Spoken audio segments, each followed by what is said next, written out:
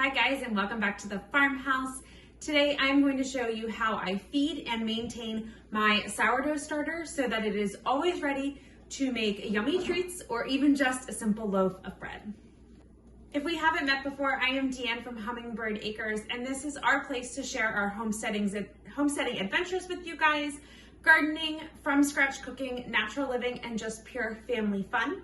I can't wait to show you guys what we are doing in the kitchen today, so let's dive right in. There are two ways to store your sourdough starter once you have it active and it is a healthy starter. The first way is to store it on your counter, and the second way is to store it in your refrigerator. If you are going to store your sourdough starter on the counter, you need to make sure that you feed it every day to keep the yeast nice and active and bubbly. If you want to store your starter in the fridge because maybe you don't want to feed it every day, which is completely understandable, then you probably need to feed your starter about once a week. I have found that feeding my starter every day is the way to go in our house. It just makes for a happier, healthier starter, and I always have it on hand when I want to cook something last minute, which happens a lot. To feed our starter daily, I normally do this at night so that come the morning, I have a healthy, active starter that is ready to go if I want to bake something. And most of the time when you are following someone and learning sourdough, they tell you to do a 1:1:1 ratio when feeding your sourdough starter. And I have done this, and I did that for about a year, but I always found that my starter really wasn't that active when I fed it a 1:1:1 ratio. I now feed my starter a 1:3:3 ratio. And I have found this to be much better for my starter. It likes it a lot more, and it's just easier and better for us. If you are keeping your sourdough starter in the refrigerator, you are cooling your starter down, which is going to slow those active cultures down, making it so it doesn't need to be fed as often. So if you only plan on baking with your sourdough starter, say once a week, then keeping it in the fridge is probably the best bet for you. You can pull it out, let it warm up a little bit to room temperature, feed your starter. Once it has doubled in size and is all nice and active and bubbly, then you can use it to bake whatever you're baking, feed it again, and put it back in the fridge. If that is more convenient for you, then do it. I do refrigerate our starter, especially when we are going away for long periods of time. So when we go on our camping trips and we're gone for a week, I will feed our starter once, put it in the fridge, and then as soon as we come back, I will get it nice and active and bubbly again. If you do forget to feed your starter one week, don't throw it away. All is not lost. A sourdough starter is actually really resilient, and it will come back. You just have to get it back into a rhythm of feeding and discarding. So if you forget to feed your starter for say 2 weeks, a month, or even a couple of months, that's okay. Pull it out of the fridge, put a small amount in a jar, and feed it. You can either feed it a 1:1:1 ratio or feed it a 1:3:3 ratio, whatever you think, however your starter does best. And then after it has risen and fallen a little bit, do it again. You will be surprised. It will probably come back. If it doesn't come back, we are going to talk about a couple of ways at the very end of this video on how you can save starter so that you always have some if something goes wrong. You drop your jar of starter or it is just not rising for you. Let's jump right into feeding my sourdough starter. So I have my sourdough starter here. It is definitely fallen, and it even has a little bit of hooch on top of it. So it is definitely hungry and wants to be fed. It is also in a jar that has gotten pretty crusty, so I am going to transfer it to a new jar. I do this about every week, every 2 weeks, depending on how crusty the jar gets.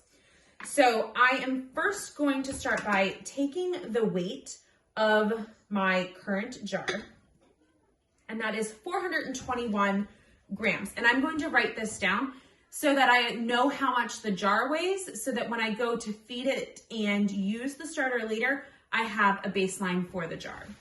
So what I do on a Post-it note, I write the date and I write how much the jar weighs, and then I put it inside our cabinet so that I always know where it is. Okay, so then I'm going to tar this out, and our starter likes a 1:3:3 ratio. And I do plan on baking tomorrow because we need more sourdough bread. We need more sandwich bread.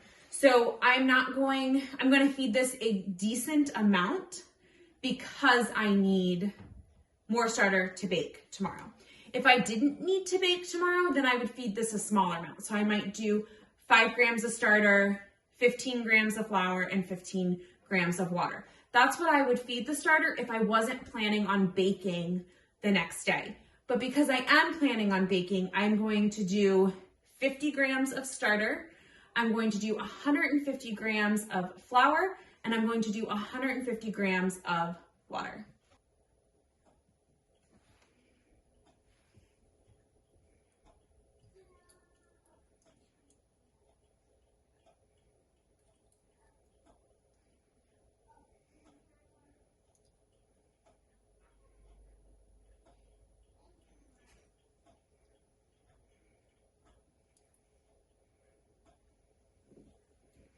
That was 53. I'm not going to be too picky about it. So 53, I'm going to tar it out again and do 150 grams of flour. This is all-purpose flour. You can use really any type of flour that you want to feed your starter. Even if you started your starter off on wheat flour, you can switch it over to all-purpose flour. If you want to use part wheat flour, part all-purpose flour, that is completely up to you. Once you have a happy, healthy, and active starter, the flour really isn't that big of a deal. For us, all-purpose flour is economical, especially when it comes to feeding our starter on a daily basis.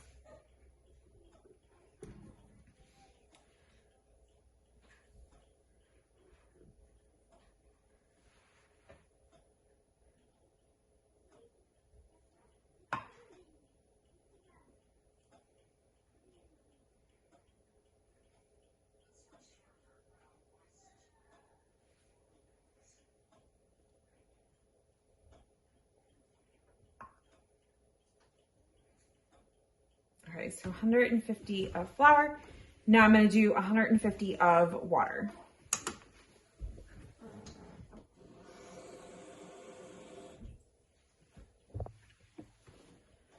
I am using lukewarm water today because it is a little chilly in our house, and I want to make sure that I don't kill the starter.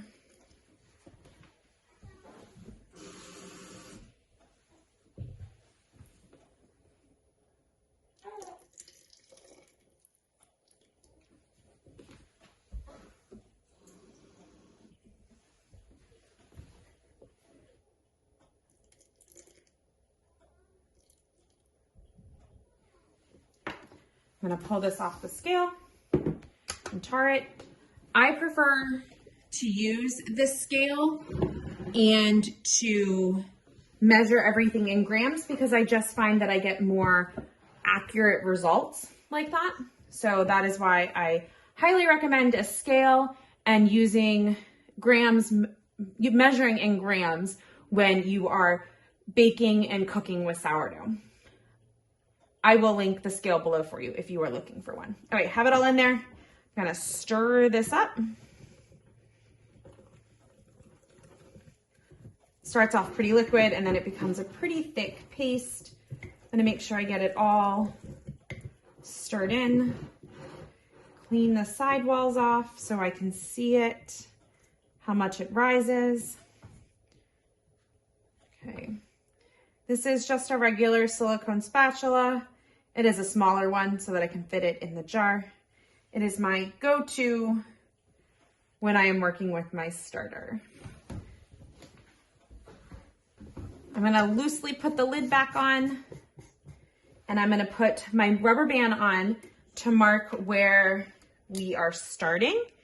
And then when it rises above this, when it's about double above, then I know the sourdough starter is ready and active.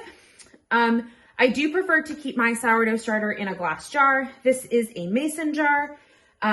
There are tons of other jars you can use. I'll link some below for you if you're looking for some, but this is just a wide mouth mason jar. It works really well for us and we have tons of them, so that makes it easy. If you are unsure of if you do not know if your sourdough starter is active and if it's ready to bake with, you could take a spoonful of it and put it in a glass of water. And if it floats, then it is ready to use. But I'm gonna let this sit on our counter and till it is doubled, and then I will be ready to bake with it tomorrow. That is how I feed and maintain our sourdough starter. Like I said, we do keep ours on the counter. We find that it is happier and more active, and then it is always there and ready to go when we want to bake something. If you want to know more about sourdough, more about maintaining a starter, more about starting a starter, or even how to use a starter, make sure that you visit our website. I have linked that below for you. And yeah, thanks so much for visiting the farmhouse today. If you want to see more of our homesteading adventures and just our everyday life, make sure that you subscribe and hit the notification bell, and we will talk to you guys soon.